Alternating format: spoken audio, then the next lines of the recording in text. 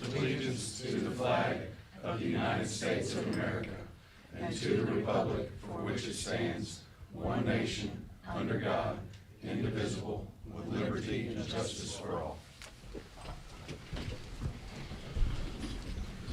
All right, everyone.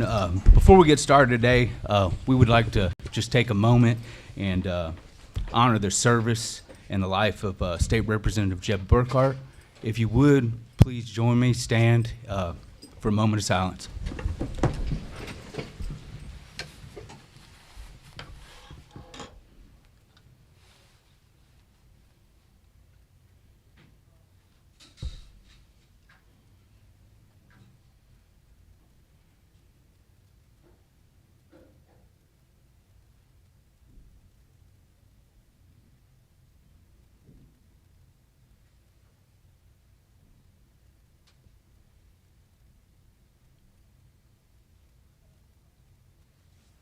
Thank you all.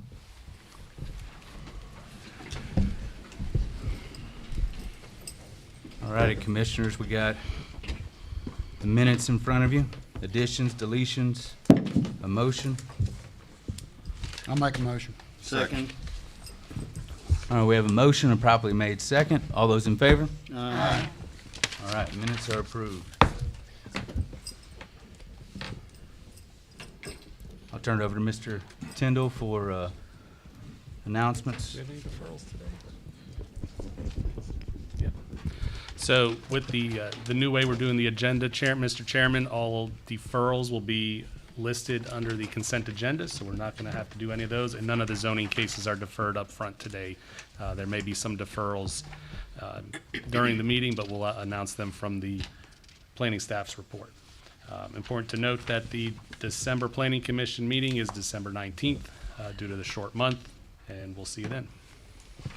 Thank you, sir. Okay, I want to remind everybody, once we get past the consent agenda here, we're going to open up the floor for a public hearing. 3 people can get up and speak in favor. You have 3 minutes. 3 people can get up and speak against.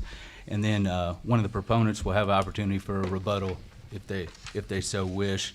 Also, I'd like to remind you on all the zoning cases, this body's just passing recommendations. If you're interested in the case to follow it further through the process, on your agenda is the next city council and county commission meetings.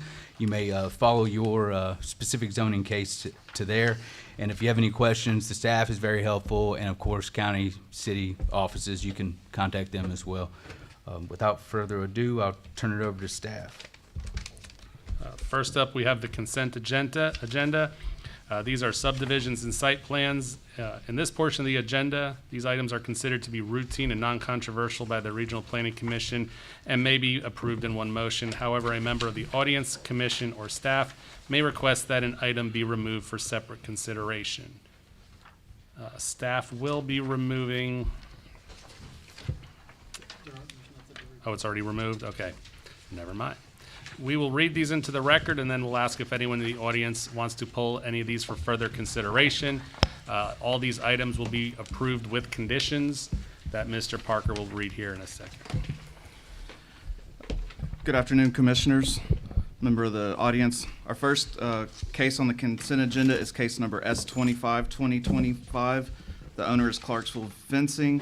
The request is for preliminary plat approval of North Rossview Commons, lots 1 through 9. Staff recommendation is for approval subject to the conditions listed. Case number S84-2025. The owner is Marvin Pitts. The request is for preliminary plat approval of Marvin Pitts property, Boolean Drive, lot 2. Staff recommendation is for approval subject to the conditions listed. Case number S86. The owner is Clarksville Housing Authority. The request is for preliminary plat approval of right-of-way dedication for portions of Ernest Shelton Drive, Howard Street, and Lincoln Drive, part of the Lincoln Homes redevelopment project. The staff recommendation is for approval subject to the conditions listed. Case number S87-2025. The owner is Old Acre McDonald LLC. The request is for preliminary plat approval of Freedom Farms right-of-way dedication. The staff recommendation is for approval subject to the conditions listed. On to site reviews, the first case is SR 61-2025. The applicant is Singletary Construction LLC. The development is called Whitfield Center. It is proposed use of commercial and multifamily. Staff recommendation is for approval, subject to the conditions listed. SR 80, 2025, the applicant is NMD Hospitality with the development with the same name, and it is a hotel, is the proposed use. Staff recommendation is for approval, subject to the conditions listed. Case number SR 81, 2025, applicant Scott Little, development's Black Dog Storage, and it is recommended for deferral. SR 82, 2025, applicant is Daniel Welch. The development is called Meadow Hill Lot 3B. Proposed use is a warehouse. Staff recommendation is for approval, subject to the conditions listed. SR 84, 2025, applicant is Clarksville Housing Authority. Development is Lincoln Homes redevelopment, phases 1 and 2. Proposed use is multifamily housing. Staff recommendation is for approval, subject to the conditions listed. Case number SR 85, 2025. Applicant is Hamilton Development Company, Witt Hamilton. The development is called North Park Logistics Phase 1B. It is proposed use of industrial. Staff recommendation is for approval, subject to the conditions listed. And the final case on the consent agenda is an abandonment. That's for AB 5, 2025, Clarksville Housing Authority. And the request is to abandon portions of Howard Street, Lincoln Drive, and Ernest Shelton Drive, Lincoln Homes redevelopment. Staff recommendation is for approval, subject to the condition listed. Thank you. Thank you, Mr. Parker. Does anyone in the audience need to hear any of these cases individually? Otherwise, they'll be approved with conditions in one motion. Going once. Commissioners, anyone here of those cases? All right, Mr. Chairman. All right, Commissioners, you heard the consent agenda. Motion to approve the consent agenda. Second. All right, we have a motion and properly made second on the consent agenda. All those in favor? Aye. Any opposed? Okay, consent agenda passes.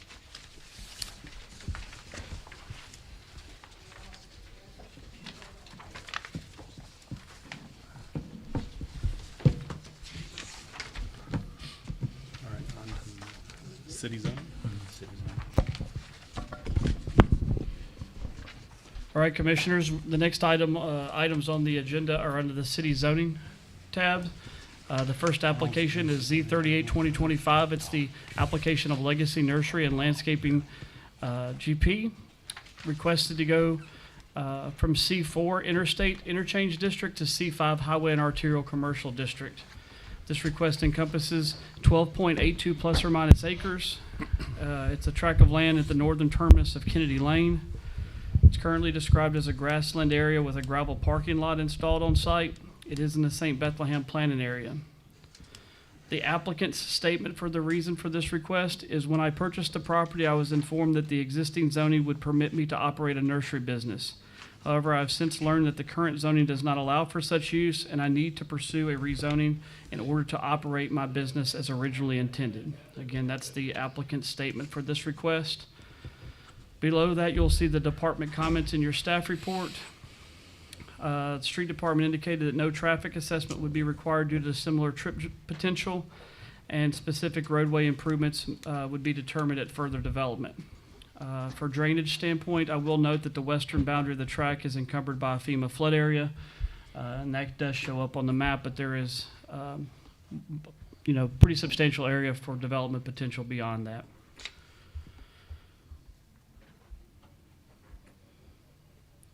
Again, it is in the St. Bethlehem planning area. The future land use opinion map designation is suburban neighborhood, and the staff's recommendation is for disapproval. This request is inconsistent with the overall goals and objectives of the adopted Clarksville-Montgomery County Comprehensive Plan.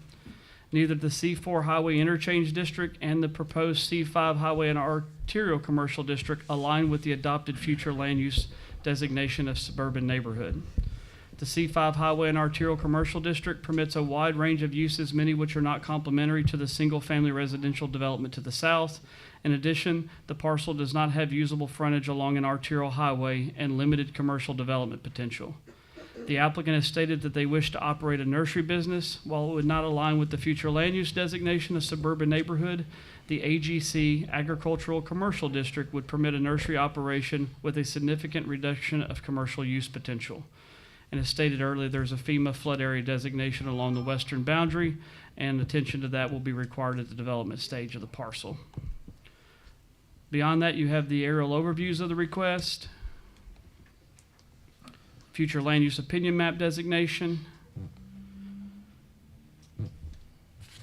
and then the current zoning map. If you have any questions, I'll be more than happy to try to answer them for you. All right, seeing no, Let them know that you spoke with the owner and that I he's- believe he's supposed to be here today. Okay. all right, seeing no questions from commissioners, we'll open up the public hearing. Would anyone like to speak in favor of Z 38-2025? Come on up, sir. Give us your name and address.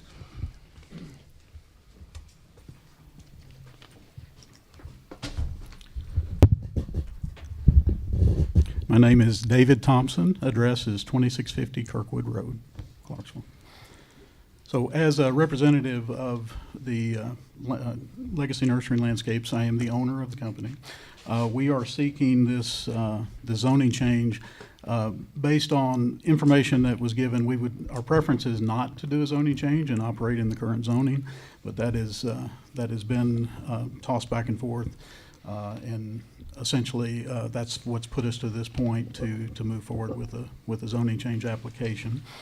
We are seeking this just to sort of match the environment or the other like businesses in the community, our zone C5, and even the ones that are adjacent to residential areas. So we're asking for the commission to consider this just for approval.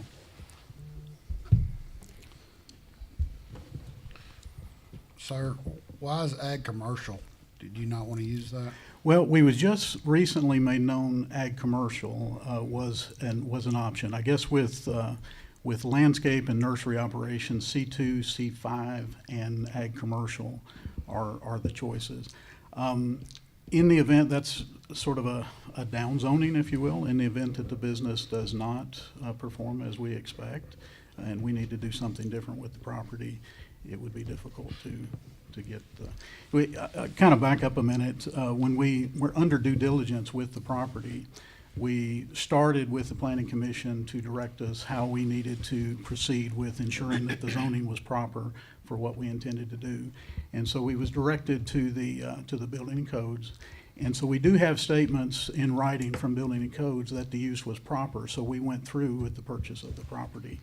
And now we're learning that it's slightly different. And that was reflected in the statement that we made for the reason for application. So Can I you- heard you, oh, sorry, go ahead. Can you give us those emails? Have they been Sure. sent? Sorry. No, you're fine.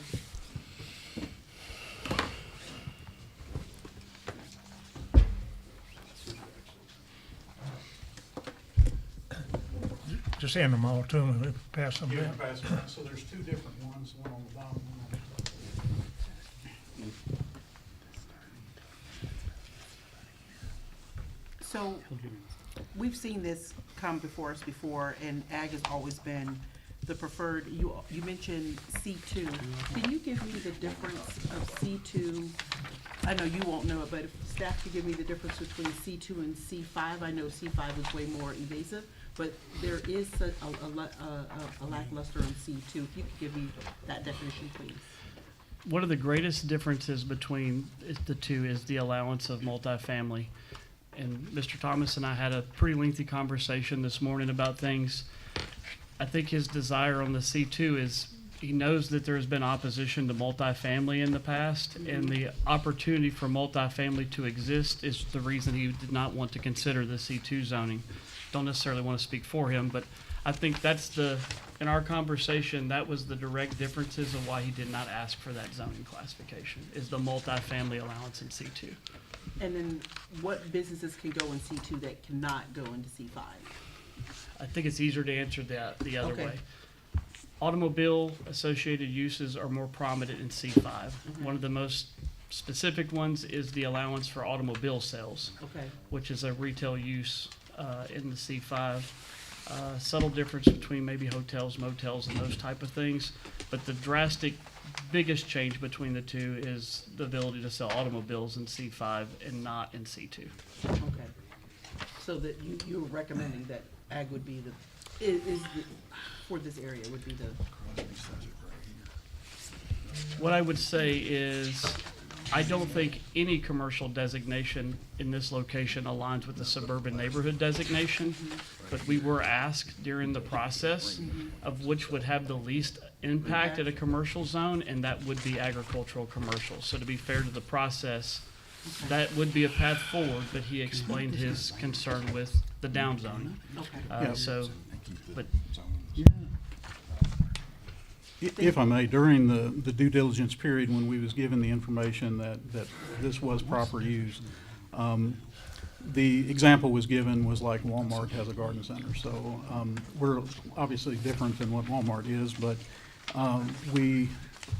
it's our full intention to operate a retail sales of nursery stock, a retail garden center. That's our full intent.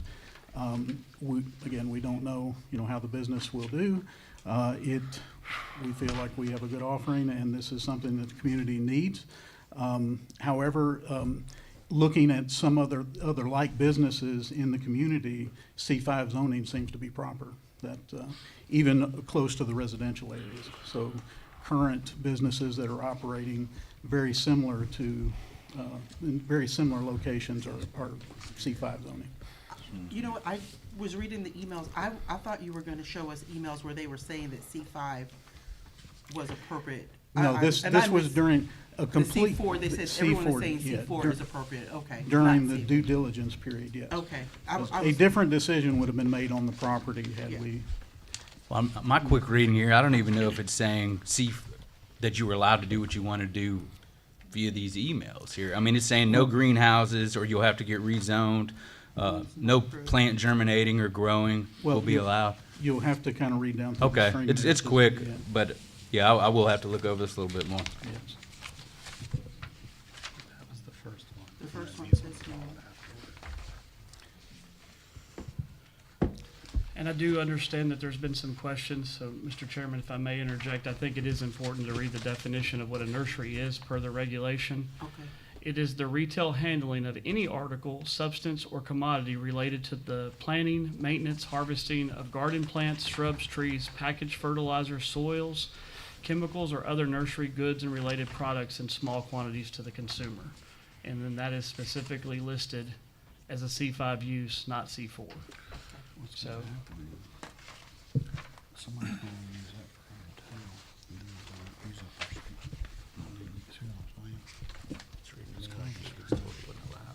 Yeah.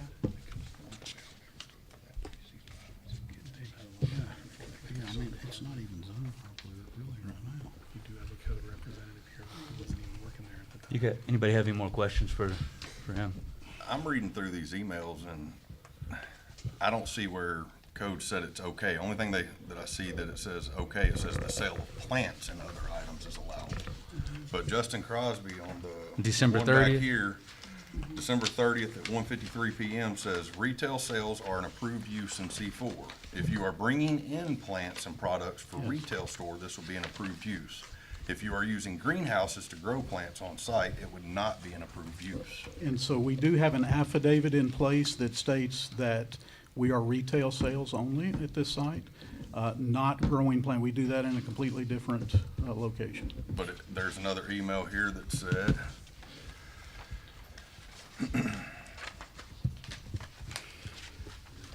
where did it go? And I just read it. So if you're able to start your retail business now, why? What's the issue? Well, we have a farm location where we do our growing, and we're selling from our home right now. Okay. So it's in the county. What We're is- looking to expand and scale the business. There's an email here from Cal that says, no buildings are being built at this time. Just the greenhouses are being placed and some additional gravel for access to Yeah, them. so the email string starts with Ms. Lappin from the Codes Yes. Department. And so when we were going for site plan approval, there were greenhouses on the site plan. And then there's also a commercial retail building, so that's where where sales will take place. It's like, greenhouses are used for storing plant material. The other buildings and that sort of thing for other types of merchandise will not be housed obviously in a greenhouse. So the greenhouses are for plant merchandise only, just as any garden center would be. So not growing.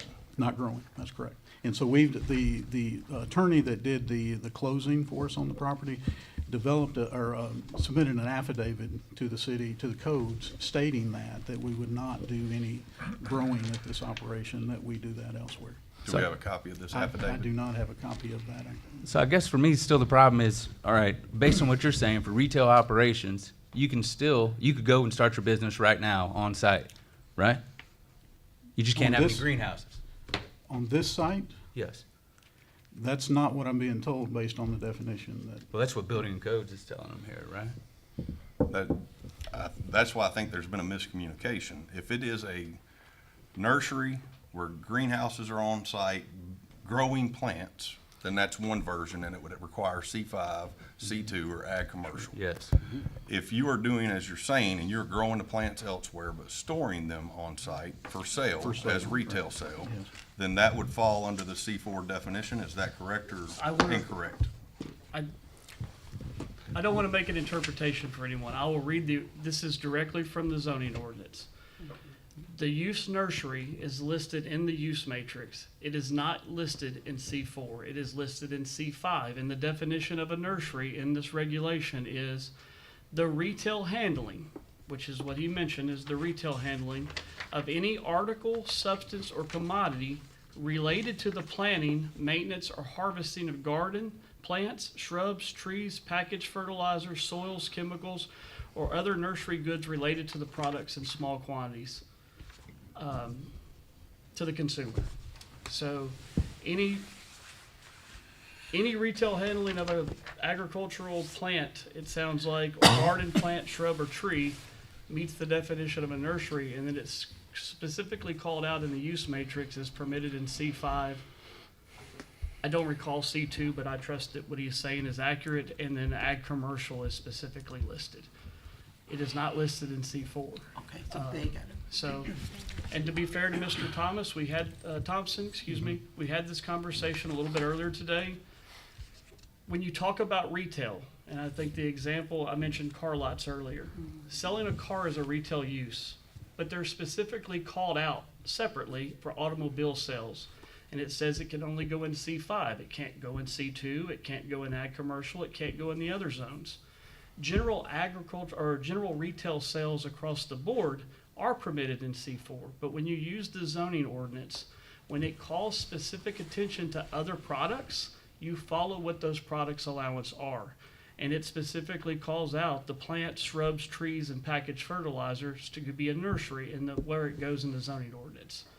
If you wanted to sell an ancillary item, say a t-shirt, with a lot of businesses sell shirts and hats with their business name, that would be an ancillary retail sale that would be permitted in that zoning classification. That's how this document works. How it's interpreted would be more of a question for the codes department, but that's the intent of how that document operates. Got it. Arguing that retail sales allow me to sell cars in another zoning classification that's not permitted, the codes department routinely does not give use permit letters for people to sell cars in C2 because they're a retail use. They prohibit them. So I think that's where, depending on how the question's asked, is dependent on the answer that you get. But when you go and read, and even Mr. Thompson and I, when I read that definition, he said, well, I'm a nursery. So I don't know of any other way to interpret it. And when the plans come into our office for a site plan is what restarted this process, is it had greenhouses on site. And I do understand, I'm not a green thumb, but I have gone and bought plants that are inside a greenhouse. But then there's some that are in germination stage, and there are some that are packaged shrubs that are actively growing, but you still buy them. Right. So I don't know how you split that separately to say that it doesn't apply, but there are greenhouses submitted on the plan, and I mean, ultimately, I think the opinion we got back from codes and city legal is, it says it's a nursery.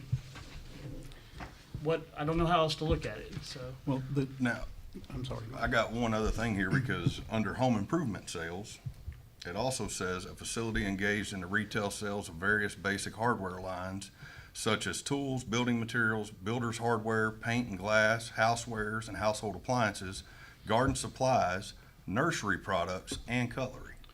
And I believe if you go pull the use matrix, that is not a permitted use in C4 And C4 either. either? Okay. So, I Home mean, improvement sales is not. yeah, this is So what does that fall under? C5. C2, C3, C5. Yeah. C2, C3, and C5, okay. I mean, to be fair to the process, I've looked at every way possible that I can think of through this process to afford him the ability to do what he wants to do.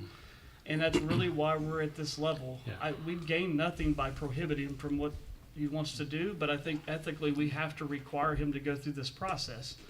So, And so to sum it up, and Mr. Thompson can set us straight, the single sheet email you've received was October 4th, 2023, That two, w- 2 years ago.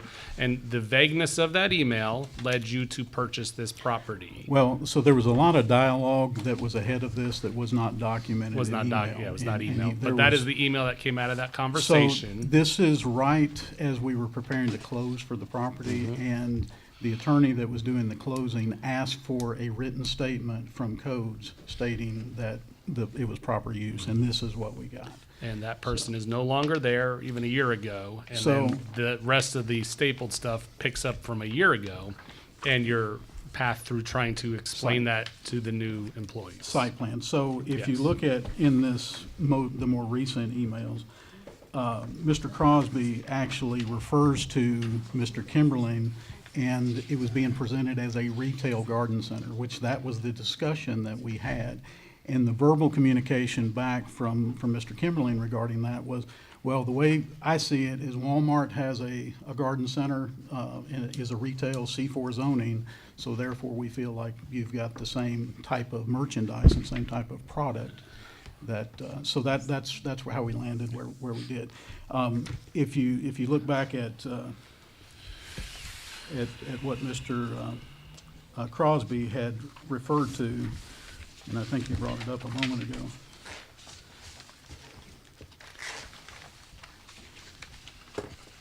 That it was presented as a retail garden center. I'm sorry, I can't find the information.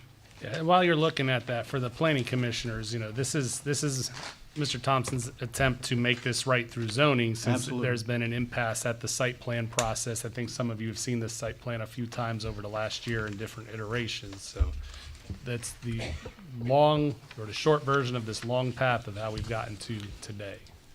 Yeah, so on the email, thank you for that clarification, because that is exactly what we're trying to do. We was directed to look at changing the zoning, looked at other like businesses and like areas in the community, and C5 seemed to be the fit. I think that's the argument right now, is this particular area there may be some discrepancy. But on the email dated December 30th of 2024, it says, where Mr. Crosby states that this is not an approved use C4. The project was presented to David Kimberling as a retail garden center.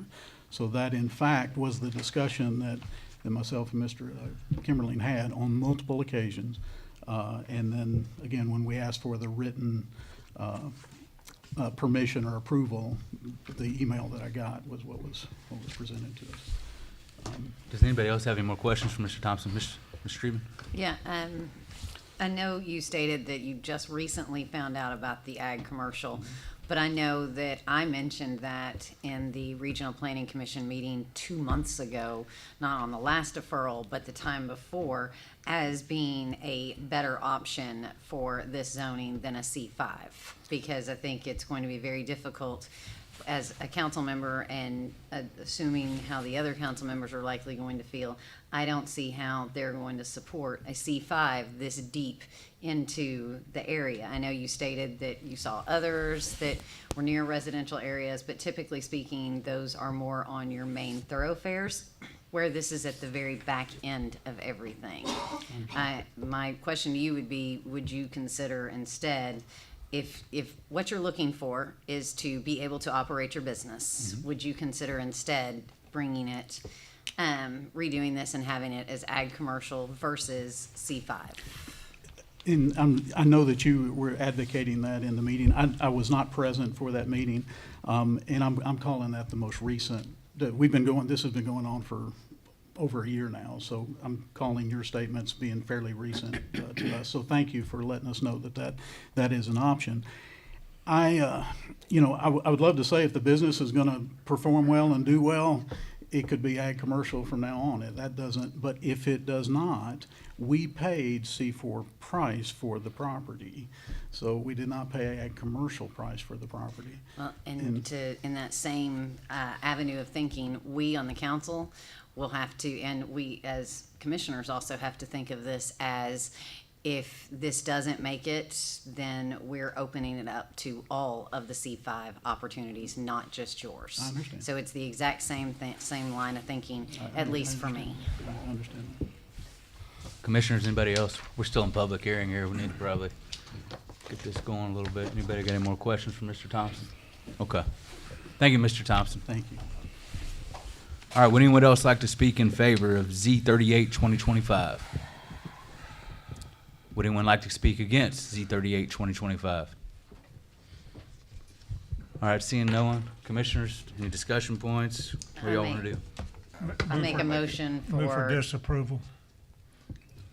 Stacy's Based on the staff, Stacy was making. I'm sorry. I make a motion for disapproval based on it not being consistent with the comprehensive growth plan. Second. All right, we have a motion and a second for disapproval of Z38 2025. Any discussion? I would highly recommend that the owner go back and apply for Ag C. I think it would come through this committee well. I know it's a down zoning, but in the same essence, I imagine a majority of these people will still be on here in a few years. If the business does fail for some reason, he could come back and reapply for C4 as it is right now. And I think this body would give him that leeway. Mr. Streetman? Mine's right in line with what he was saying. My recommendation would actually be at the city council meeting. He could, during the public hearing portion, or during, he could request that we direct it back to the Regional Planning Commission with the different zoning aspect. Otherwise, he's gonna have to wait an entire year from the date of application to be able to bring it back forward. So that would be a path to get it done more quickly than it would be just taking the potential of a disapproval at the council level as well. All right, we have a motion and a properly made second for disapproval. All those in favor? Aye. Any opposed? All right, Z38 2025 fails. Commissioners, we've got a few zoning cases here in a row that are, need traffic assessments. So I will go through them briefly. We do need to open the floor for public comments, but we are requesting that they be deferred for those items, for the departments. So Z48 2025, the application of Kevin Hum, the request is to go from M1 Light Industrial District to C5 Highway and Arterial Commercial District.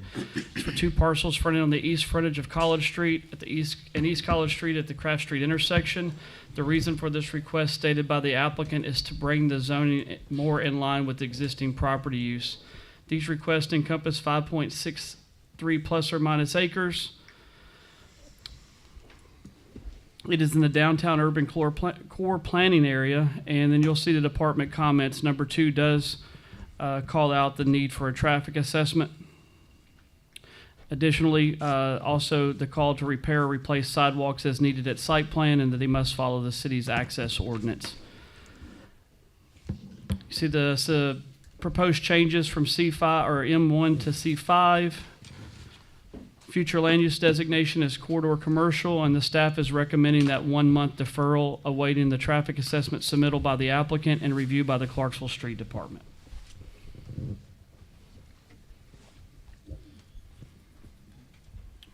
What I got? I'm sorry, if y'all got questions, I'll be more than happy to add on to something. All right, staff's asking for a deferral.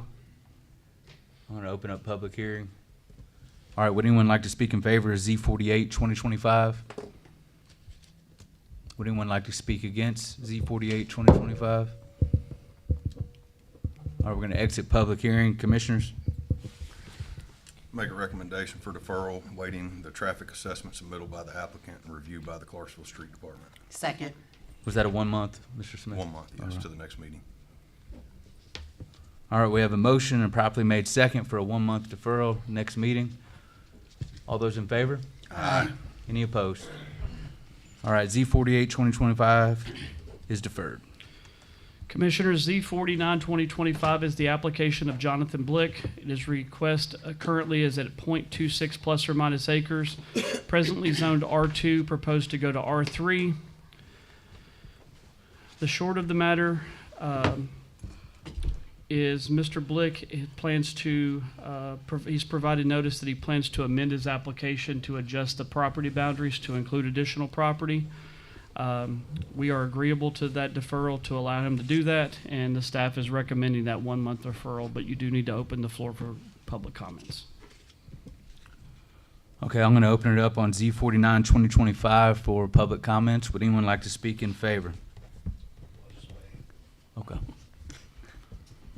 All right, anyone like to speak against? Seeing no one, we're going to exit public hearing. Commissioners? Motion to defer to the next meeting as the applicant wishes to further review their proposal and may make changes. Second. All right, we have a motion and properly made second for deferral to next meeting. All those in favor? Aye. Any opposed? Z49, 2025 is deferred. Mr. Chairman, I've got Z50 and Z51. They are adjoining properties. They will need to be separated at the next meeting, but they are both we're awaiting a combined traffic assessment for them both. So without objection, I would like to read them both into the record and submit that recommendation. Yes, that's fine. Application Z50 and Z51 is the application of Fonda Malone. The request is to go from AG Agricultural District to R5 District.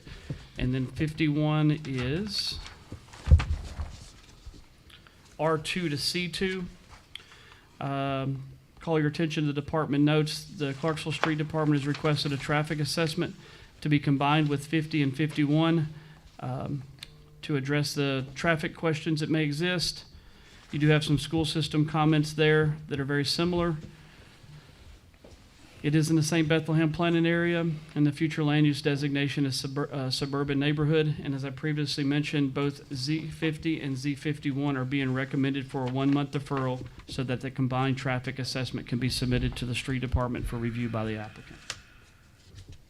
If there's any questions, I'll be happy to answer them. Questions? All right. And you will need to take public Yep, comments. gotcha. All right, we're going to open up on public hearing for Z50, 2025 and Z51, 2025. Would anyone like to speak in favor? Would anyone like to speak against? All right, we're going to exit public hearing. Commissioners? Motion to defer to the next meeting as it's awaiting a traffic assessment submittal by the applicant and review by the Clarksville Street Department. Second. All right, we have a motion for deferral on Z50 and Z51, 2025, and a properly made second. All those in favor? Aye. Any opposed? All right, Z50 and Z51, 2025 is deferred. Mr. Tyndall? All right. That concludes the property rezonings. The last item under the city tab is Z04A 2024. This is the electronic message center language. This has been kicking around since the spring this year. As you remember, around June, July period, the Planning Commission heard Z04 2024 at the time, and the question was split to remove at the time subsection 25, which is in front of you on the tablets. We have had many meetings with the codes department, sign companies, business owners, and even held our first ever public workshop back on November 13th to hammer out the finer details in this. What this ordinance does is put citywide regulations on the use of electronic message centers, the construction of them, and then the use of the sign face. And there was a lot of questions about the use of the sign face, and we went through many iterations and meetings. I believe it's been very difficult to try to meet everyone's needs in the middle, so that's why I don't think in the end we're not making any specific group necessarily happy, because we're trying to meet a lot of different needs here. The order of this may have changed from the last time you see it. We just kind of grouped up top A through K, or A through J, which is more about the size, the placing of the sign, and then K, That is sub 1 through 5 is more the use of the sign face. So we split those out separately so we could put an April 1st, 2026 limit on when the sign face needs to be compliant. But if you're going to build a new one between now and then, you have to obviously be compliant with those up front. In addition, because it does look slightly different, 9.4.2, 1.6 and 1.7 and 1.8 on the very bottom 2 pages. Those sections were inadvertently overwritten by a recent ordinance when we passed the Tiny Town and Fort Campbell Boulevard overlays. So that's just putting back in some language that was overwritten by that ordinance. I know a lot of you were here for the workshop. We went over this a little bit in the informal meeting last week. I'll be happy to take any questions. We will have a public hearing. You do have an opportunity here to, at your pleasure, approve, disapprove, amend, or defer it. And we can talk about that after the public hearing. Commissioners, any questions? I guess the last thing I will cover under letter K there, just to point out the main points today. The transition between images or messages shall be no more than 5 seconds. Transition being the animation or, scrolling in or moving in of the image, text, or picture. Should not flash, spin, or other distracting techniques. All images then, either that image must remain static for 5 seconds or a new image for 5 seconds. So some sign owners may choose to use animations. Some may just use static images. Regardless, it's always going to be a 5-second minimum hold time on any static image or up to 5 seconds of transition between them. No audio and no chasing sequential or running messages. And then Commissioner Streetman, you asked about the smaller signs. I believe we added to the end of that sentence, except for EMCs less than 2 feet tall, containing single letter high messaging that were legally permitted prior to September 4th, 2025, which is when this kind of got kicked off here. So I think we've added in a provision there for those types of signs. Otherwise, I'm happy to answer any of your questions and get this on to City Council. Jeff, it looks like we removed anything about the type of message, is that correct? Yes, sir. Commissioner Smith, we feel that that's already covered in other city laws and other sections of the ordinance, so we did not feel it was necessary to repeat that here.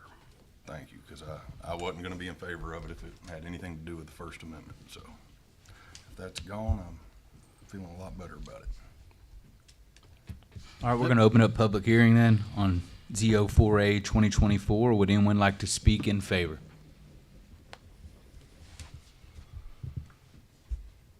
Would anyone like to speak against?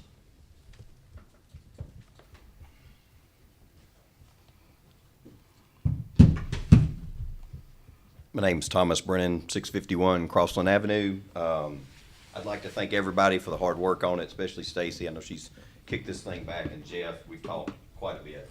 There's only 2 points to the new one that we've been sticking on.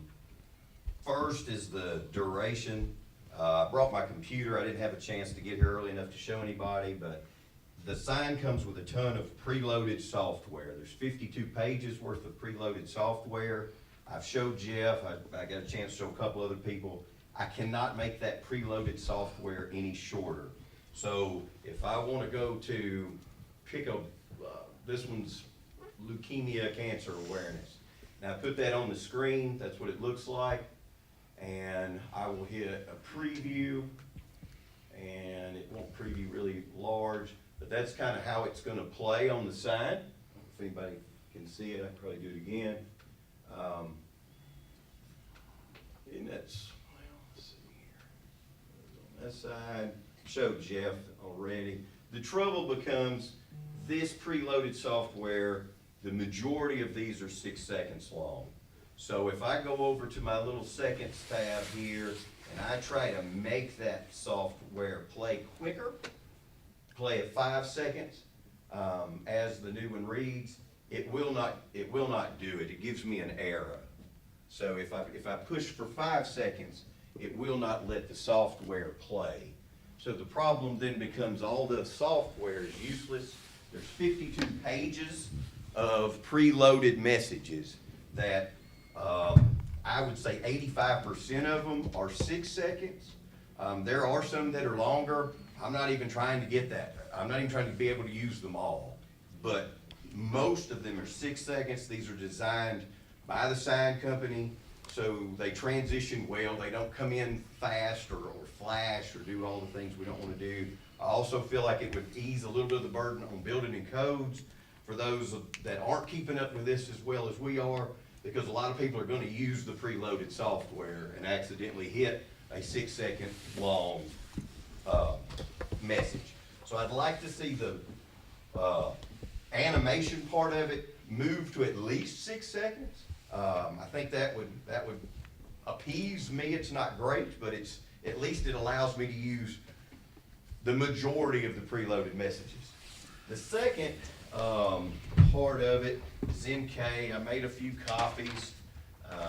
If you turn to the second page where the electronic sign message part is, pretty wide enough. I'm sure. Go quick, man. I'm going quick. Okay, so the second part is just cleaning up the language a little bit. We're in agreement on it that you can have a message that moves, and then after hopefully 6 seconds, that message needs to become static. The way that the current one is written is that's very ambiguous. It doesn't quite say that. I have talked to Mr. Tyndall. He's talked to Building and Codes. He says, no, Thomas, it's fine. I just don't think it's worded properly. He's offered for me to give him a suggestion on how to word it. I tried giving him some suggestions this morning. He said he's just not gonna rewrite it. This is a rewrite by me that's in yellow. Time. I think it should say. Time's up. Thank you, sir. Yes, ma'am. Do you have any questions for Mr. Brennan? I do. Okay. Could you play that again, if you don't Absolutely. mind? Absolutely. So I'll back up just a smidgen and try to get where most can see. So I'm gonna start from scratch here. Delete this message. So I'm gonna go to the library for these. And when I click on the library, it's kind of hard to see, but if you look at all the little seconds there, they're just about all 6 seconds or bigger, or longer. But would you play one again if you don't Sure. mind? So if I go, let me just show them real fast. They're all about 6 seconds or longer. They're kind of hard to see. If you look at the software, it's about 6 seconds or longer. So then we'll pick one here that is, so now it's gonna ask me to apply this. So it's gonna, I pull it up, it says to apply. That's just what the time of this one is. So, sorry, coming back to you, Stacey. So if I try to manually override this to 5 seconds and hit apply, it gives me an error. Could you do the 6 seconds, please? Yes, ma'am. So, and then if you hit preview, this is what it would look like on the side. Okay, but Is one of the the seconds animation is less than the 6 seconds. So if, Mr. Tyndall, if you wouldn't mind looking at that, I feel like that one, correct me if I'm wrong, but I feel like that The right where there is animation what itself he's is only showing 4. is legal. It's less, the Because animation, it doesn't move after 4 seconds. it's static after that. So, I'm just trying to preserve I don't know how, if building code's gonna be there with a stopwatch. Let's just answer questions straight Mr. at it, Brennan, okay? or Mr. Tyndall, Yes. am I correct in my understanding there that that video, again, it's 6 seconds long, but part of that is static, which is covered in here? Correct. If the static image remained for 5 seconds after it stopped animating, it would be compliant with the rules. So then that number that won't let you go lower will let you go high, will it let you go higher? I don't know that. Well, it That's was my my question. understanding from all our text messages that that I could follow this message with a different static message that had no movement. Correct. Okay. That was the part of the language we were talking about. You can either leave the same image up for the remaining 5 seconds or a new image up for 5 seconds. Okay, I would love to see this amended no. where the new message. Only Okay. questions only. I mean, you've gotten more than adequate time up here, so. My only You know what question the- goes back to, can it be higher than, you couldn't do it lower than 6. Can you do it higher than 6? I believe so, yes. Could you check? Yeah. So I just want to make sure that it can be followed by a static message. So I think if I'm reading this code correctly, is what we're saying is we want only 5 seconds of movement. If your sign is 10 seconds long, but only 5 seconds of it is moving, that static part before and after is what we're making sure that there's not a lot of movement. And so, It doesn't let me change Okay. it, sorry. But you can load it separately. You could load it differently, I have could- one that's animated, one that's I not, could one that's follow it with an animated. I could follow it with a non-animated message if Yeah. this was amended to read so. Okay, that We're good? answers my question. Thank you, Mr. Brennan. Sorry to cut you off there a No few worries. times. All right. Would anyone else like to speak against Z51? No, I'm sorry, Z04A 2024. All right, we're going to exit public hearing. Commissioners?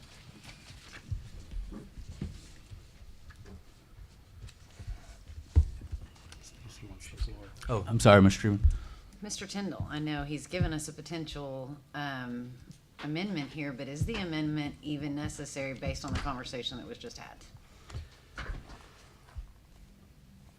And I'll back up. The reason I wasn't going to amend it because it was the last morning. So I know you've all seen one version. I didn't want to bring a completely different version for you today. And I did double check with Mr. Crosby this morning, and I laid out the specific scenario Mr. Brennan did and actually got Mr. Crosby to write back and say, yes, that's how he would interpret it. And I have forwarded it to Mr. Brennan for his record. So he has something, and I know his concern is if myself or Mr. Crosby is no longer there in several years, but the other intent, and it's not covered today, I didn't talk about it yet, is when this passes in the spring, we're going to come up with a small pamphlet so that we can give it out to the sign owners to help them program their signs appropriately with pictures and language in there that references the code.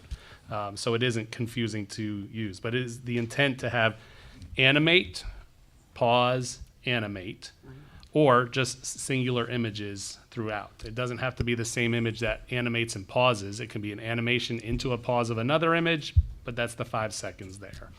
I know when we started this, I think we were up at 6 to 10 seconds, and then we've come back and talked to others, and I think we've settled on a nice common ground. I think a lot of folks would rather 4 seconds in between. That kind of gets in the faster realm. We feel that 5 or 6 seconds is really the nice middle ground for this at this time.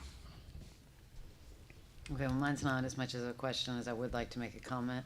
Yes, ma'am. I want to thank you for all the time that you spent on this. I thought you did a great job at the public meeting. I appreciated that you were willing to do so, showcase everything, inviting the elected officials to be able to be a part of it, and looking for our opinion on everything. So I do want to commend you for that and say thank you for your willingness and all your work on this.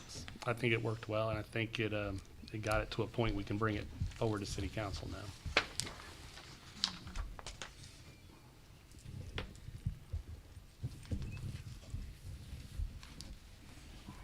All right, Commissioners, what do you think? I make a motion for approval.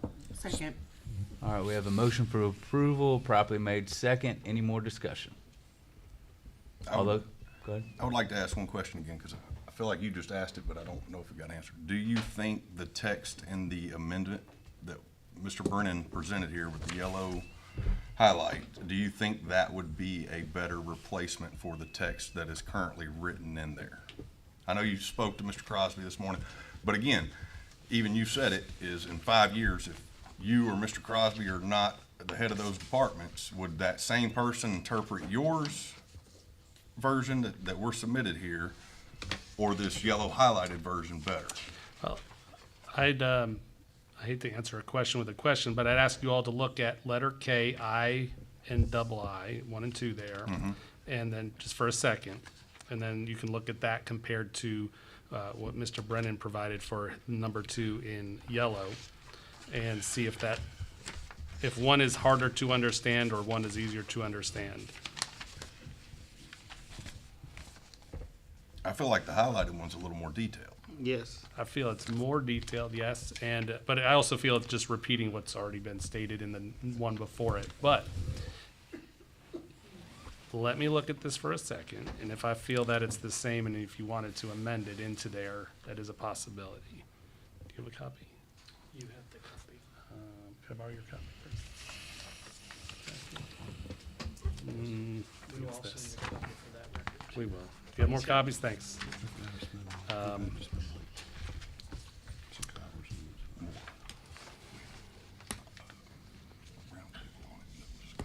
Yeah, I don't wanna hear it.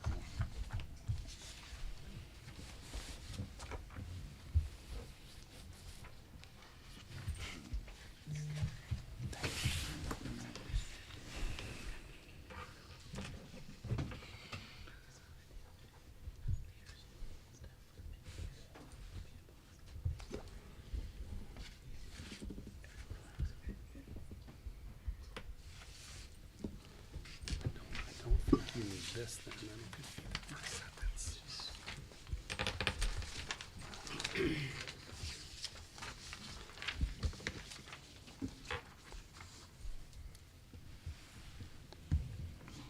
I will say this, do we think it's a good idea to change verbiage on the fly like this I mean, I think either we pass it on to city council and let them bang on it with their legal department, or we defer it again until everybody has time to look it If we over. want to kick this to the end of the meeting, I can put a little more thought. My initial reaction, Mr. Smith, is that the first sentence is a little unnecessary then, and if you deleted the image or text shall be static after the initial transition, because it basically says that in the following two sentences, but if we want to table this to the end of the meeting, I can go look at it and think Well, more about it and give you an answer. I don't want to really put you on the spot like that. So, I mean, I think we do have a motion and a properly made second, so we need to deal with that, and then whatever y'all want to do after that, we're good with. So we got a motion properly made second.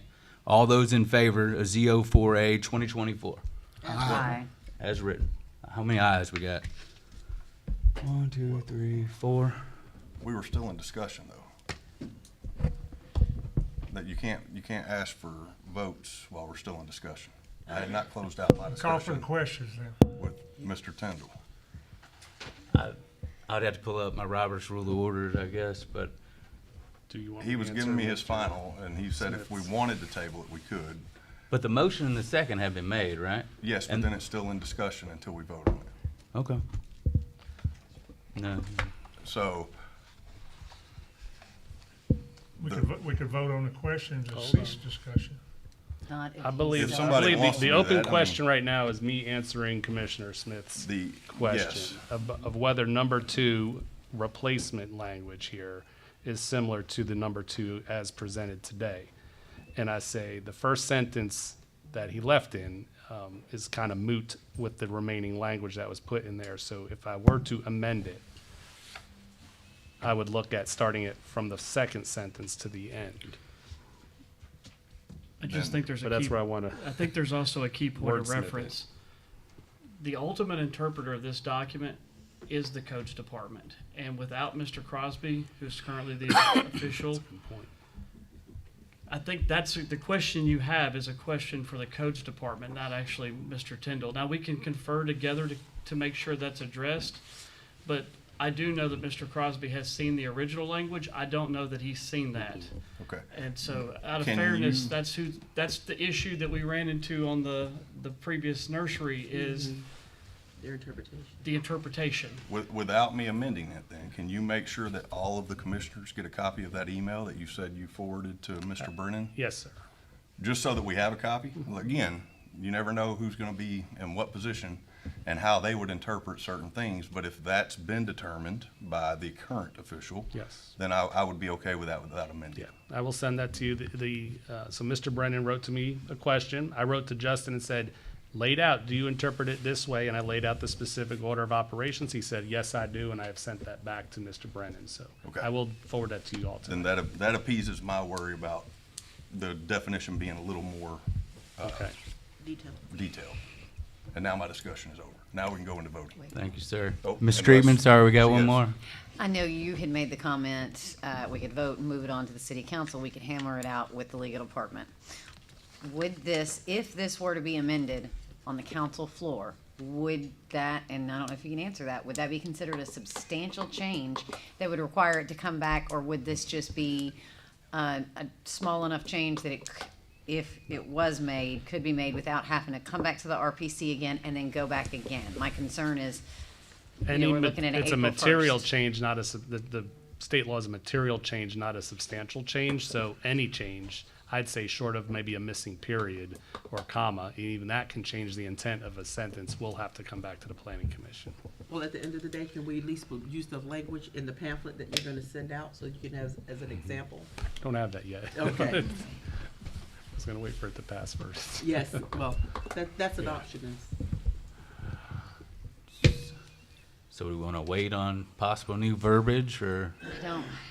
I We'll don't just add a want to month delay to it it. yet another month. We're already looking at an April 1st. I want the business owners to have as much opportunity for notice as possible. And if it's delayed another month before it goes forward, then it's not going to be voted on until January and February. Doesn't become official till February, and then you got an April 1st deadline. I liked that he moved it out to where they had 3 months notice.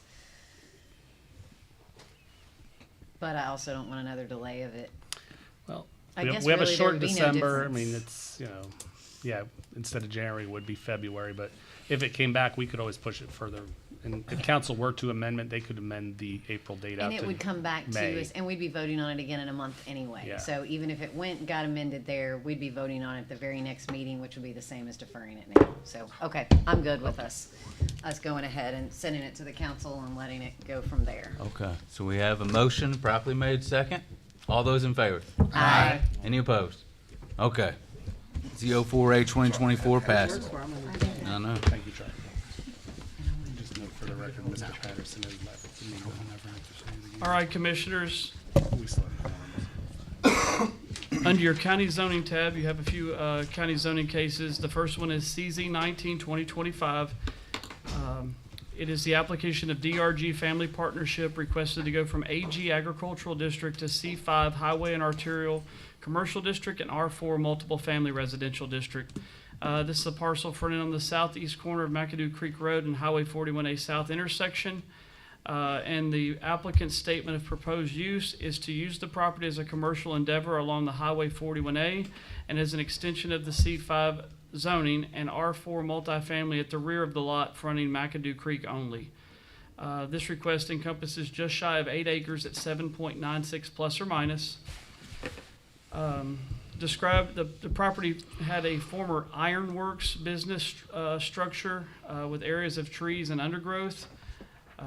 It is in the UGB of the county growth plan and in the Sango planning area. Department comments are received in reference to this application.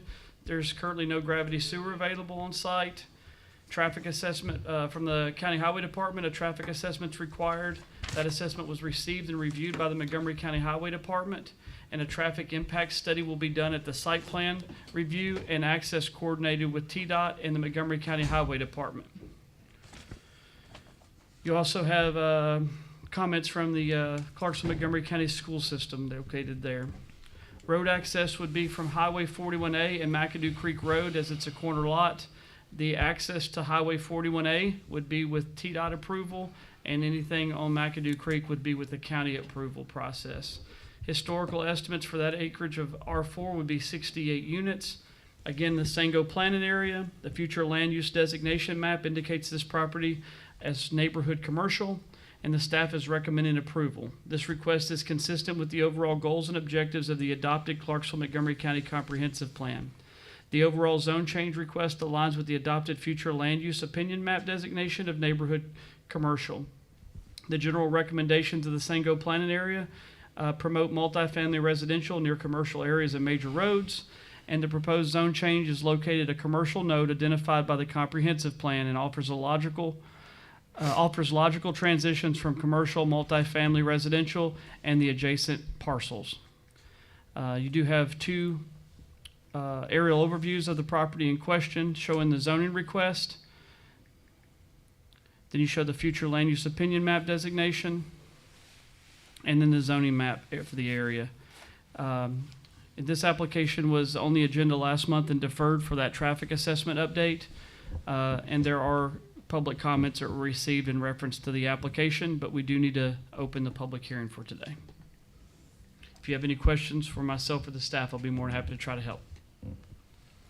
Commissioners, I'll give you a few minutes to look over the emails.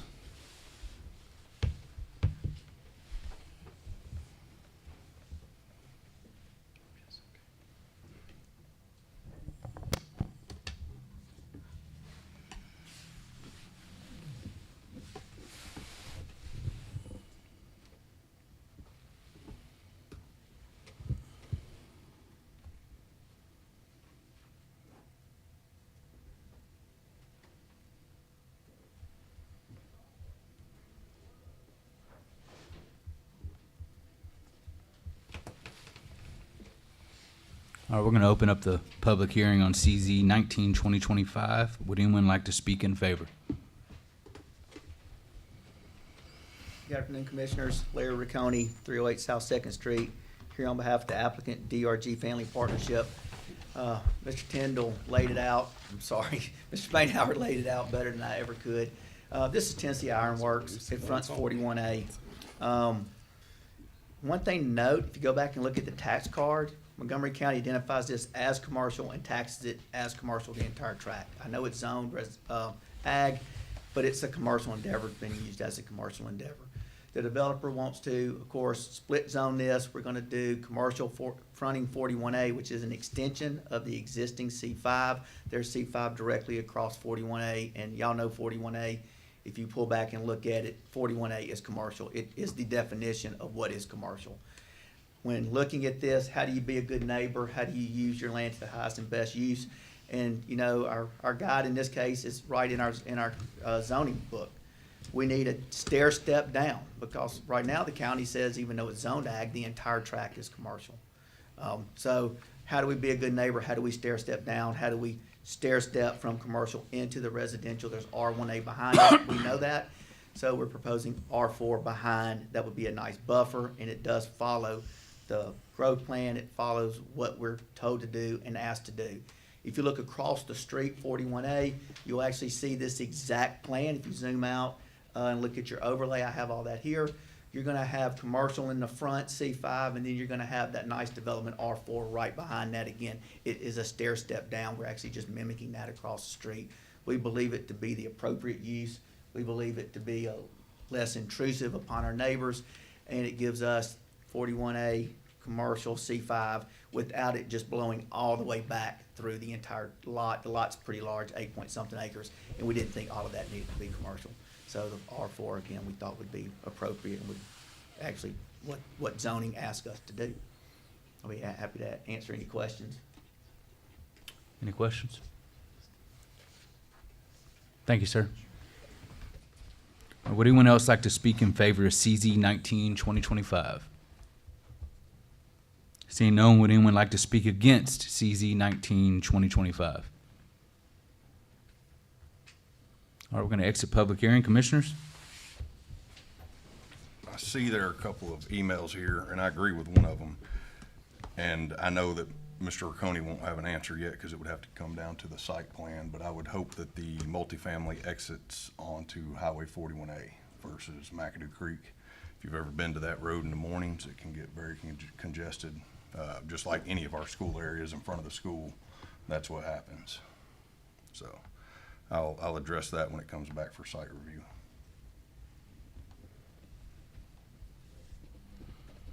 Any other comments? Motion for approval based on that the request is consistent with the overall goals and objectives of the adopted Clarksville-Montgomery County Comprehensive Plan. Second. All right, we have a motion and a properly made second for approval. All those in favor? Aye. Any opposed? CZ 19-2025 passes.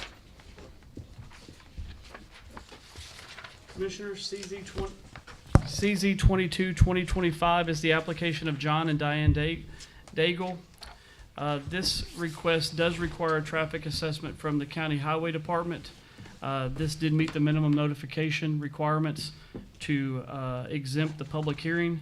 So as a staff, we do recommend a 1-month deferral to have that traffic assessment completed by the applicant and submitted to the county for review and comment. If there's any questions, I'll be more than happy to try to answer them. And I guess I could clarify, for those that aren't aware, if you provide a written notice in advance, the first deferral in a zoning case can go through without a public hearing. That's the difference between the ones earlier and this one, so, Thank you. So you need a motion for deferral, waiting on the traffic assessment? yes, please. That's my motion. To defer for 1 month waiting for Second. traffic assessment. All right, we got a motion properly made second for a 1-month deferral. All those in favor? Aye.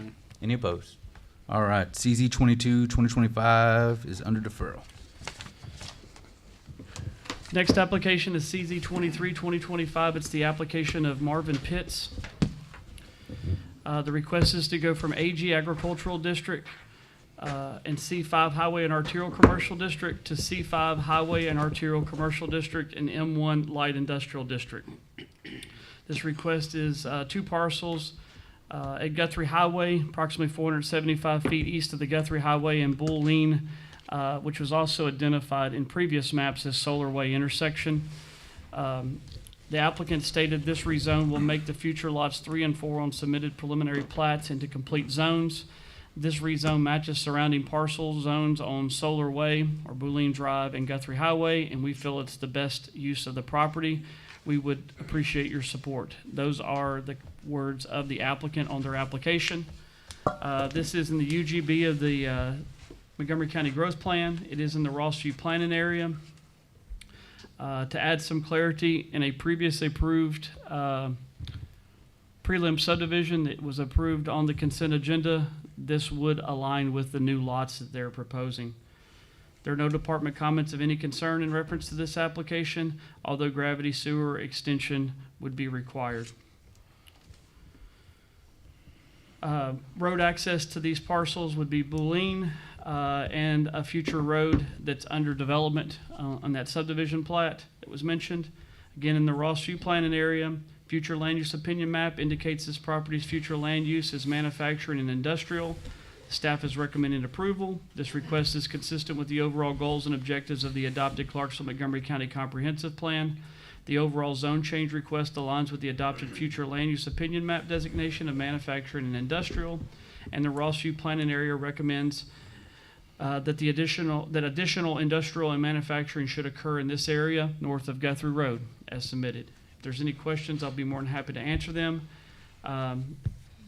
The zone maps are shown there for you in the next slides of what's being requested. There is a slight overlap between those zones, which changing to align with the future lot layout that's being proposed. You have the future land use designation and then the current zoning map. If you have any questions, I'll be more than happy to try to answer them. Any questions, commissioners? All right, we're going to open up public hearing on CZ 23-2025. Would anyone like to speak in favor?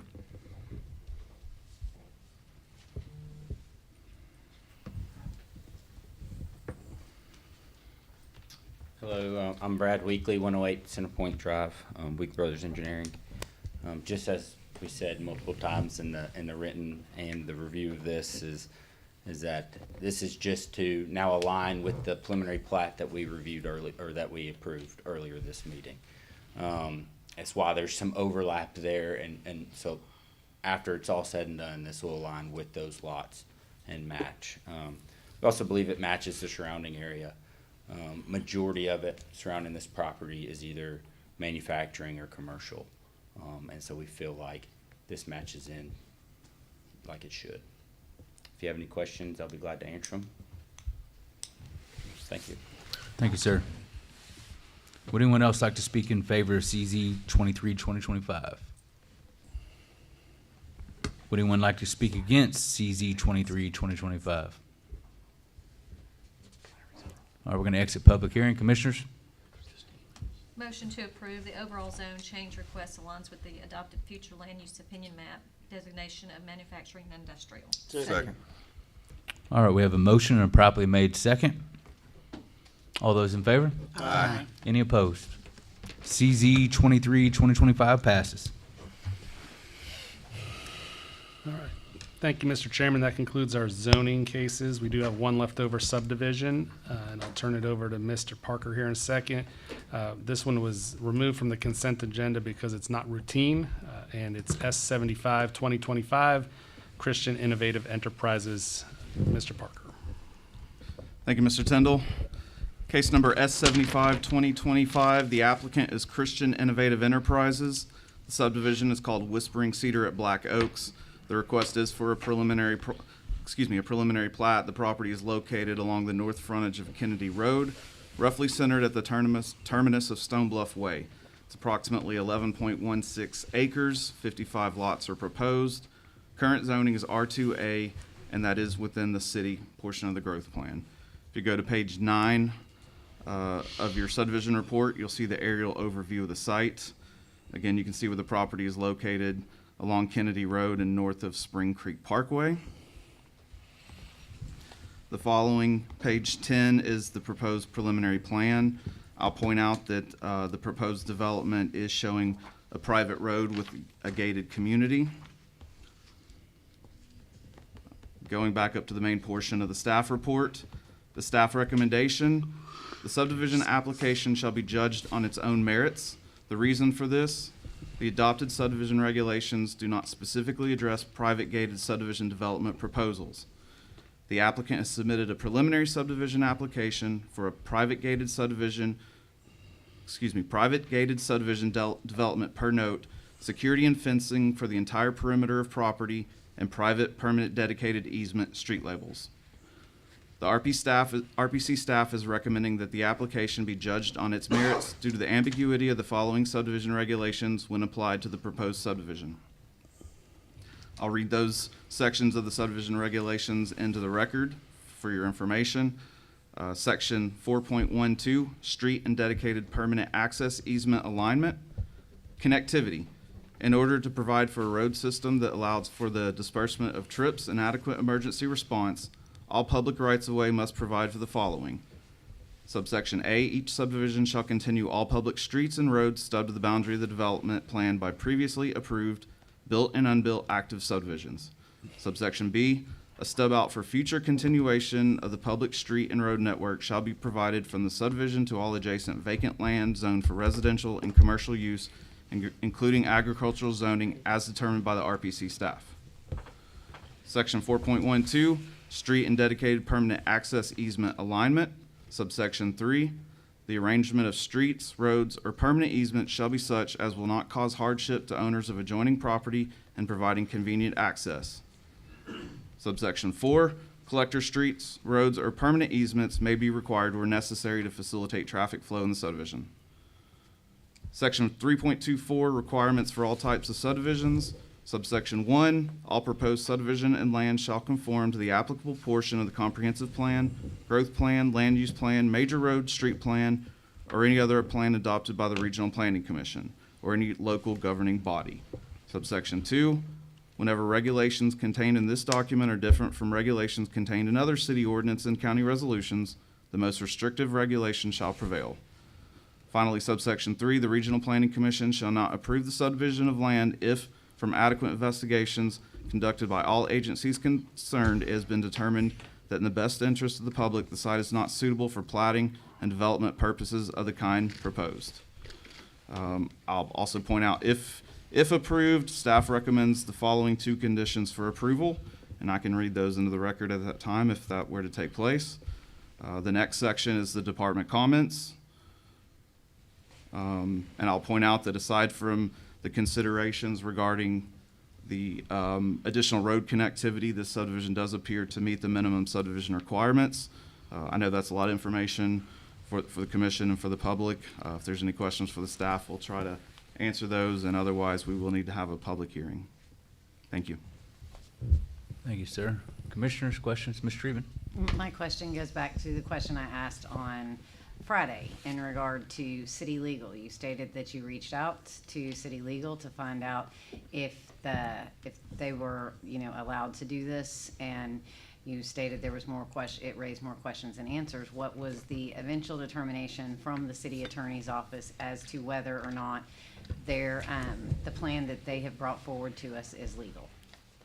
The question that was asked of the city legal department is whether or not a variance would be needed for the private road to not connect to the surrounding properties, and their determination of that was no, a variance is not needed for the private road.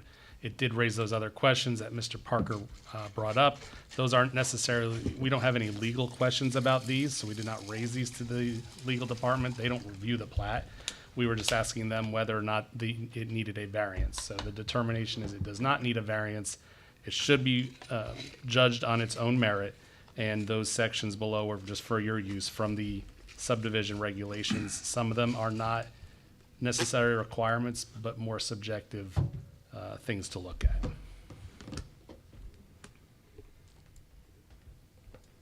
So is the reason it's being gated, does that change the rules as far as having to connect to the other roads? Is that what we're thinking here? What the legal department and the planning staff discussed is if this were a public road, stubbing to surrounding properties would require a variance.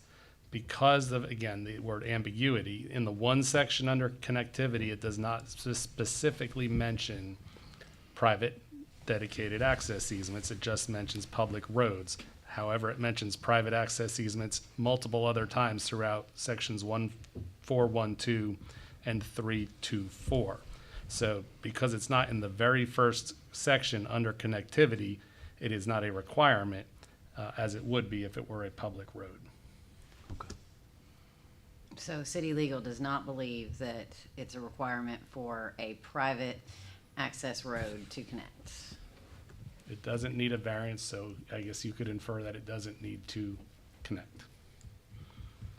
Is that something we Per would look to change? 4.1.2.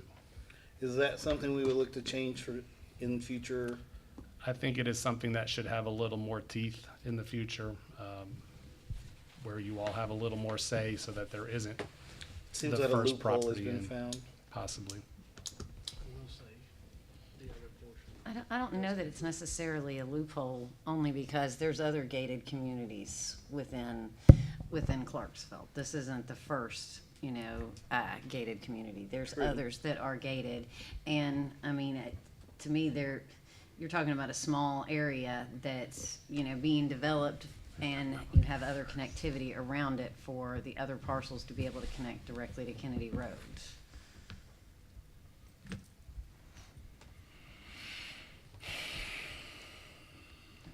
That's all for me. Sorry. Okay. Everybody's just looking at me.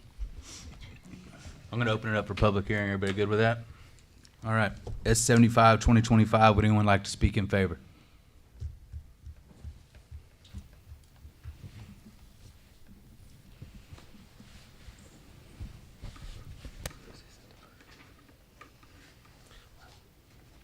Good afternoon, Commission. My name's Will Christian. I'm the owner of the property and also the CEO and managing director for the family with this development. So first I want to thank you for your time.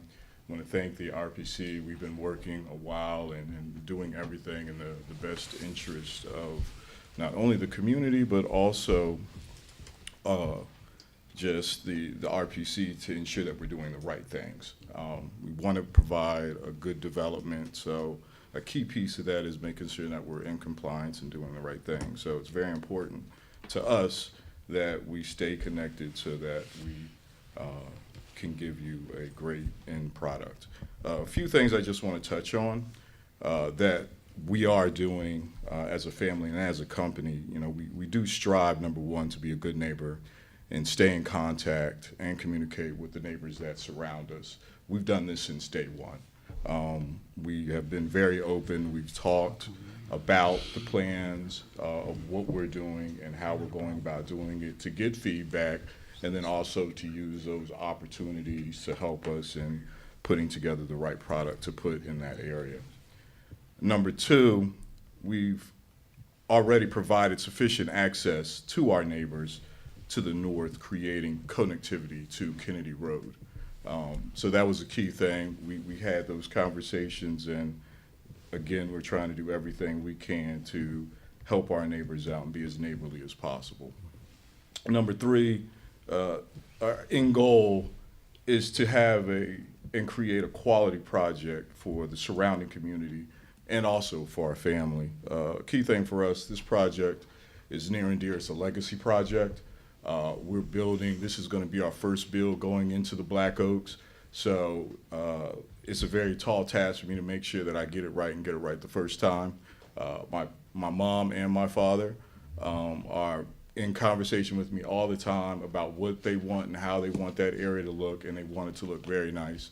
We have some pieces on that property that are very old that we want to also safeguard, but you know, it's a very unique property, and we want to make sure that we can give the best end product at the end of the day. And lastly, you know, we do fear that creating a high traffic road through the center of this really small development would create life safety issues and destroy the quality of the environment that we're trying to hold on and really make it, again, a very unique end product. So with that, I'll yield, and if there's any additional questions that I can answer, I'll be more than happy to do so.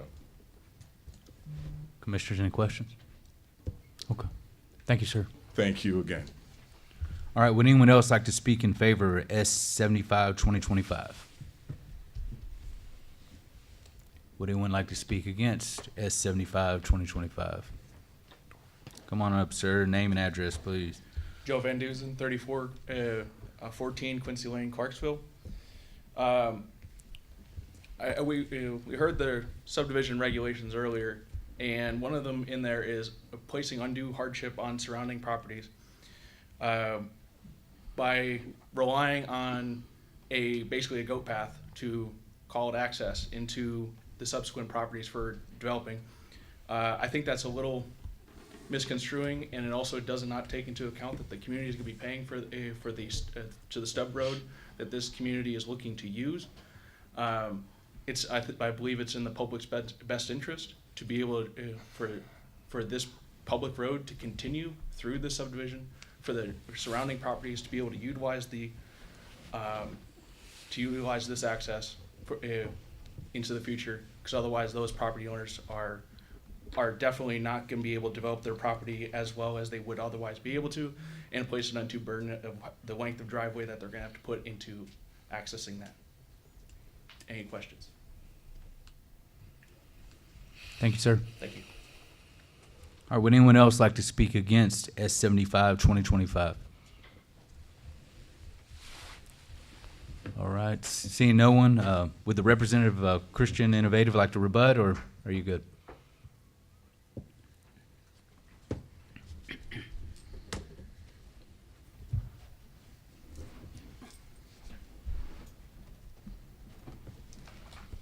Thank you for the opportunity, and thank you for your comment. I appreciate that. We have taken those things into consideration. Additionally, we've spoken with the street department, and we've also proposed that, you know, we would work with them and came to an agreement on what we would do to help with the Kennedy Road and its improvements, and I believe that's also in the report. So we have done our extra due diligence. We have worked with the northern neighbor and the neighbors that do surround us, and everyone was in agreement. There has not been any issues. This has kind of been the first one that I've heard, but again, I think it's a great plan, and we have done a lot of additional steps to ensure that everyone has fair access to Kennedy Road. Thank you. Thank you, sir. Like, I have a question. Oh, sorry, I had a question here for you, sir. This 50-foot strip that's there that's connecting to Kennedy Road. Yes, ma'am. Was that originally part of the original acreage here? It was, yes. Okay. The strip that's That's connecting the lot behind, the property behind you. Yes, ma'am. So that was an agreement with them for the 50-foot strip. Yes, we made that agreement with them them to have that 50-foot strip specifically to meet the street requirements to get to Kennedy Road. So if they had wanted more, they should have more than, I think it was referenced as a goat path. If they had wanted more than that, that could have been, should have been part of the agreement that was done between Absolutely. two parties. Absolutely. Yes, ma'am. And we did have that as a conversation. private road, I mean, the private road that you would be building through there, obviously, You all are building every bit of that. It's not, the city's not building any of that. You all are responsible, as stated in there, for improving Kennedy Road.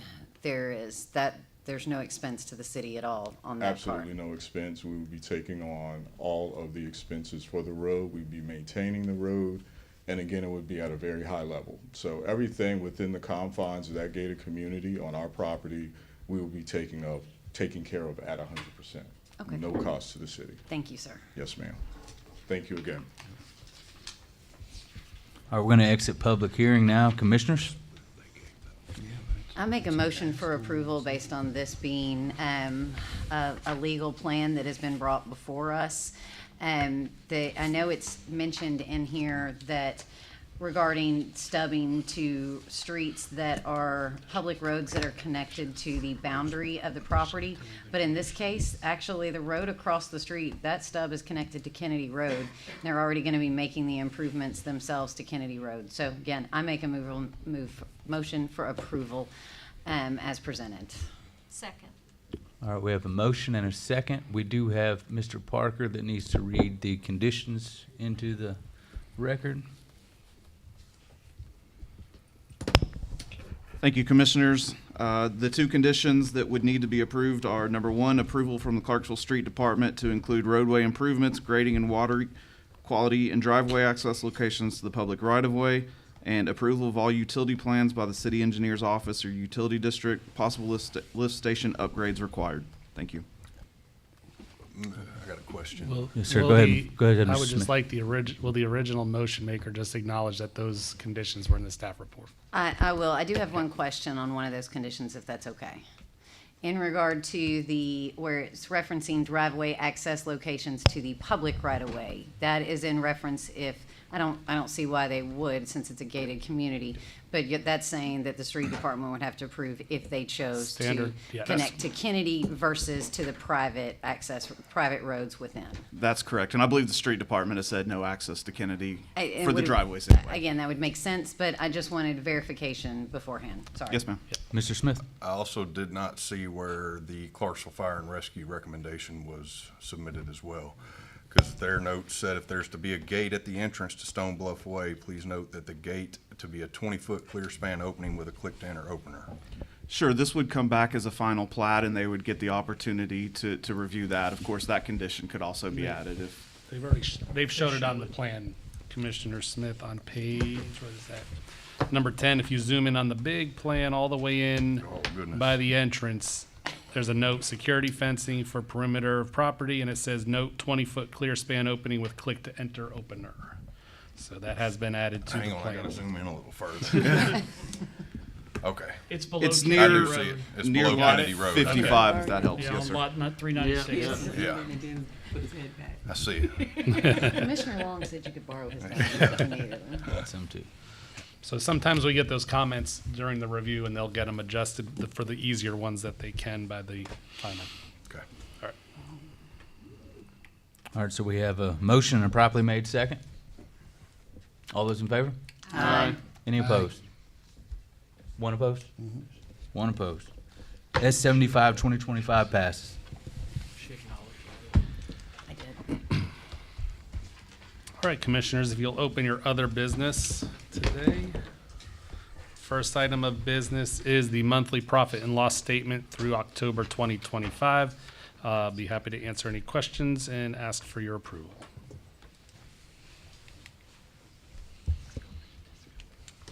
Motion to approve the profit and loss statement. Second. All right, we got a motion and a properly made second. All those in favor? Aye. All right, profit and loss is passed. All right. The next up, and I'll try to make this brief here. We do a quick presentation. I'm going to handle this presentation on December 1st for the city and the county. We have a similar presentation that the consultants will be prepared to give for city council and county commission, both on December 1st. We get very lucky that they're actually back-to-back that day. Just happened to fall that way. So this is the completion of the Britton Springs Road Neighborhood Plan. Next slide.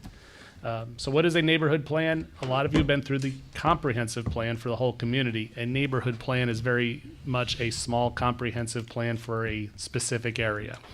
It has always been our intention as the Planning Commission that once the comprehensive plan was completed, that we would start doing an annual neighborhood plan. The first pilot we did was in the Red River neighborhood plan, a very small area of only 300 parcels and 100 acres. This is over 1,000 acres and many more parcels. We did want to study New Providence first, but we felt that this was an opportunity because it's in the city and in the county, and it had the tornado go through there now nearly 2 years ago, but was an area that has also seen a lot of rezoning pressures from time to time. So we wanted to get a better idea of what the community's voice was and look at future opportunities there with the tornado redevelopment that has been going on both quickly in some areas and a little slow in some other areas. Next slide. So our process started back in the spring. Consultant was working with staff to get data collection. Just an interesting sidebar here. We did a first ever thing with the Clarksville Street Department. They have these things called speed spies where it actually records speed and traffic counts over a period of time, and you can get data. It's just, you don't know what the car is, you don't get to see a picture, but it just keeps a track of the average speed of different roads, and that was a very beneficial to this project. Then we went out for a community engagement early on with one meeting, came back, drafted a plan with the consultants, and then went out for a second round of community engagement. We also tried something different. That second round of community engagement is something I think we'll use in the future for plans like this. We actually put yard signs out in the neighborhood that said community meeting coming up in 2 weeks or whatever the date was. We had actually very good turnout at both of those meetings. We had about 45 folks at both meetings. So I think that's pretty successful turnout for a plan like this. And then here we are today after a second round of revisions. It's gone back out to be reviewed by city departments, come back a few more revisions, and here it is before you today. If you look at the comprehensive plan, its guidance on for both rezoning and other projects is what does the overall comprehensive plan says, and then it says if there's a local plan, you should also look at that. So this would now be considered a local plan for that area. Next slide. Here's just some quick photos of our community engagement. We had online surveys, tabletop exercises, maps, boards. We did receive a lot of comments in both meetings, and I think we got to hear a lot of different comments. The most interesting thing, I think, from a planning perspective on this, typically when you go out, you hear a lot more about the built environment, but we heard just as much about road and pedestrian safety as we did about the built environment. So it showed that these residents are also concerned about the road pattern out there, the speeding, lack of coming to a complete stop. And you can see it's got a lot of straight roads, so that just is conducive to high speed in a neighborhood. So we heard a lot about that, probably as much as we heard about the future of what the neighborhood looks like. Next slide.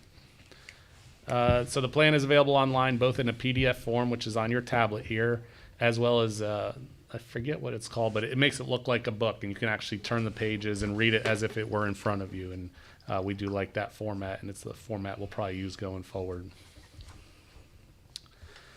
So there are recommendations that come out of this. This is a plan again, so it's not set in stone. It's not a capital plan. We'll have some capital projects embedded in there so that if a city council or mayor decides they want to have a capital project in this neighborhood, there is a list of them there.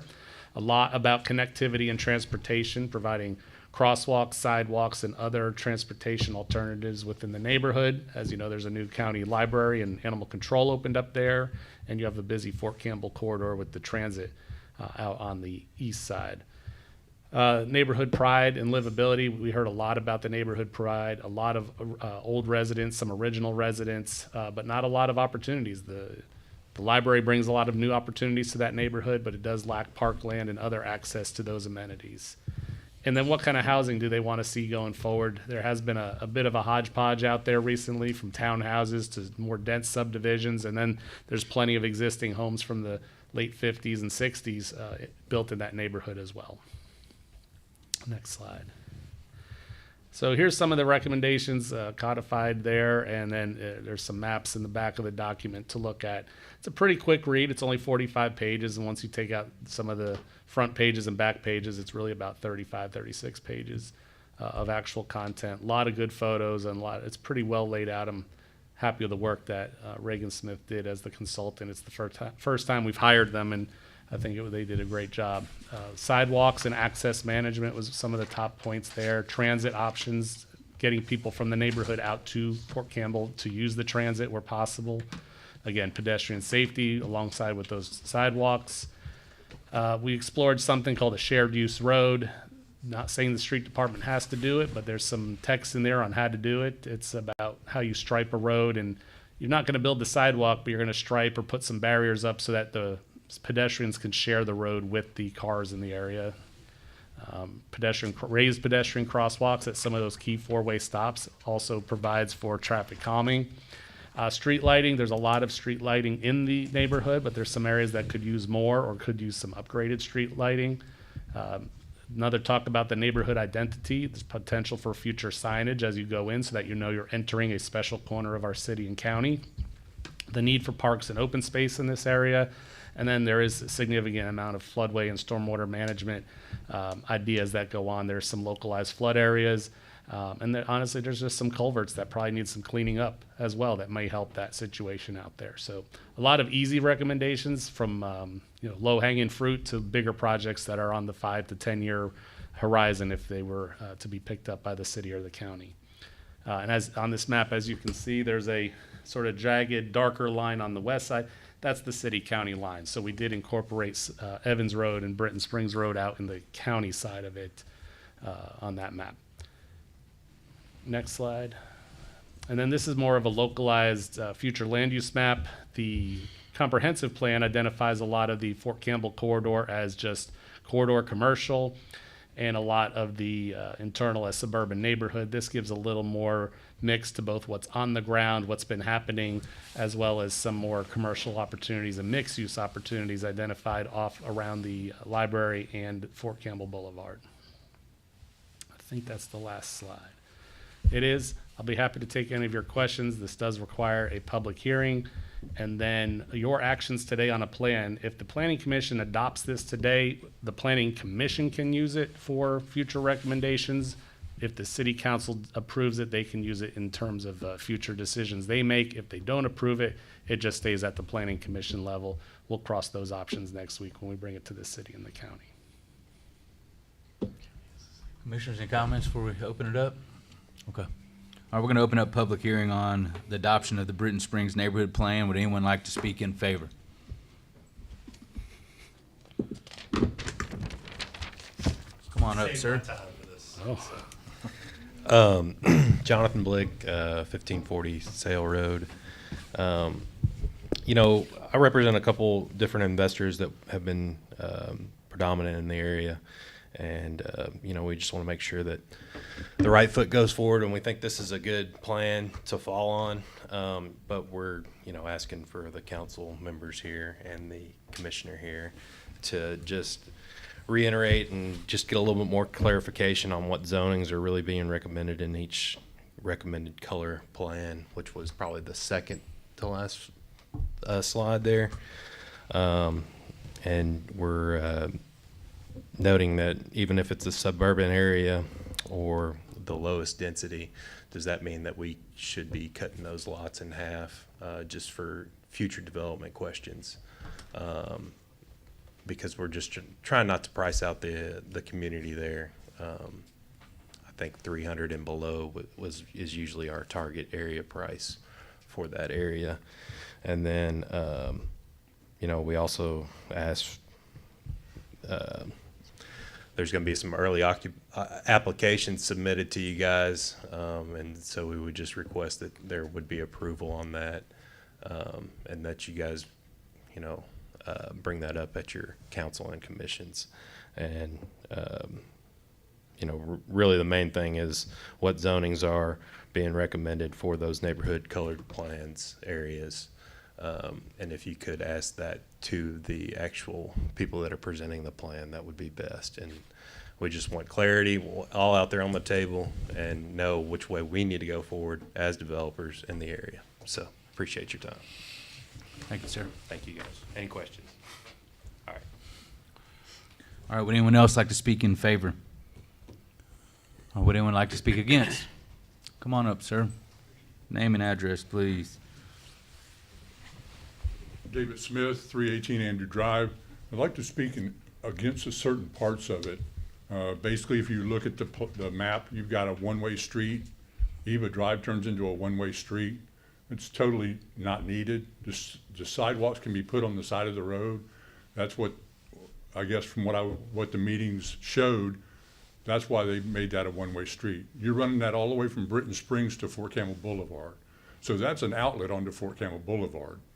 You can do this without changing the traffic direction. That's the only inlet into that neighborhood that goes, other than Britton Springs, that goes from Fort Campbell Boulevard all the way to Britton Springs.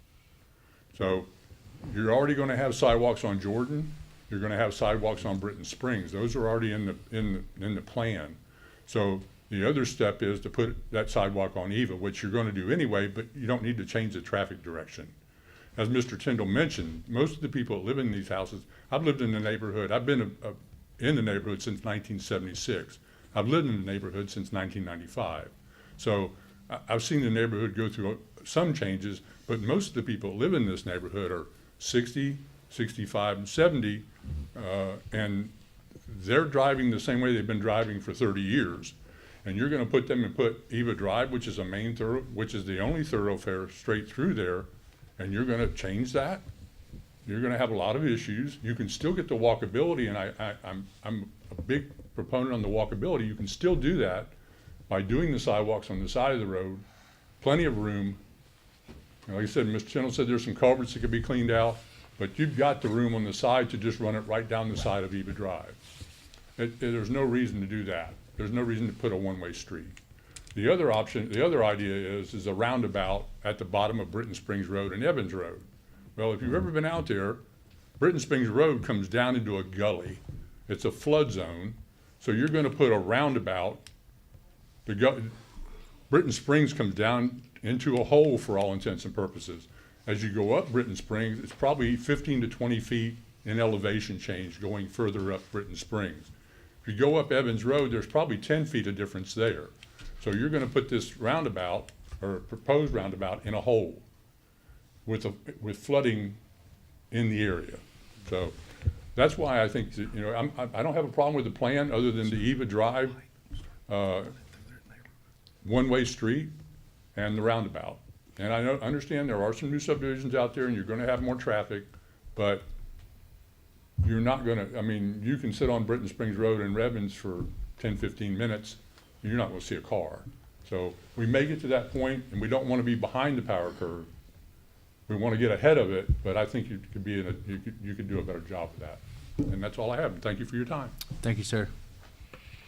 Would anyone else like to speak against the adoption of the Britton Springs Neighborhood Plan? Seeing no one, Mr. Blick, would you like to rebut? Okay. We're going to exit public hearing. Commissioners? I would say I agree with the gentleman who just spoke. I'm looking at this map, and I'm glad he brought it up. Eva being one way to Fort Campbell Boulevard from Britton Springs is going to divert a lot of people who are impatient and don't want to sit at the light at Britton Springs and Fort Campbell Boulevard to start using that as their normal flow of traffic. And I just feel like that's going to create a lot of people just whipping through that neighborhood if it's only going one way towards Fort Campbell Boulevard. Mm-hmm. And then they're going to be playing froggy trying to get out. More and more cars trying to jump out onto that 6 lanes out there. So when this plan was first developed, the first iteration we got had a lot more of these one-way streets.